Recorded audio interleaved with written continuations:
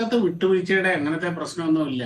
High command അവര് തീരുമാനിക്കും. ഈ ഹൈക്കമാൻഡ് എന്ന് പറയുന്ന സാധനം എന്താണെന്നേ, ഈ ഈ പറഞ്ഞ പോലെ ഇവരുടെ എന്താണ് വർക്കിംഗ് കമ്മിറ്റി പോലെയോ അല്ലെങ്കിൽ ഇത് എന്താണ് ആ, ദേശീയ സമിതി പോലെയോ ഒന്നും ഒരു തെരഞ്ഞെടുക്കപ്പെട്ട ഒരു ബോഡിയല്ല ഇവരുടെ ഈ ഹൈക്കമാൻഡ് എന്ന് പറയുന്ന സാധനം. എന്താണ് ഈ ഹൈക്കമാൻഡ് എന്ന് പറയുന്ന സാധനം? അത് ഈ പറഞ്ഞ പോലെ അപ്പനും ആ, അപ്പന്റെ പെങ്ങളും ഞാനും എന്ന് പറയുന്ന മാതിരി കെ.സി. വേണുഗോപാല്, രാഹുൽ ഗാന്ധി, സോണിയാഗാന്ധി, കെ.സി. വേണുഗോപാല്. ഇപ്പോഴത്തെ അവസ്ഥയിൽ ഇതാണ് ഈ ഹൈക്കമാൻഡ് എന്ന് പറയുന്ന സാധനം. ഇപ്പൊ അവർ തീരുമാനിക്കുകയാണ്. ഇപ്പൊ അത് കെ.സി. വേണുഗോപാലാണ്, അതിനാണ് സാധ്യതയും കൂടുതൽ. കെ.സി. വേണുഗോപാലാണ് കേരളത്തിന്റെ മുഖ്യമന്ത്രി എന്ന് തീരുമാനിച്ചു കഴിഞ്ഞാൽ അത് അൾട്ടിമേറ്റ് ആണ്, ഫൈനലാണ്.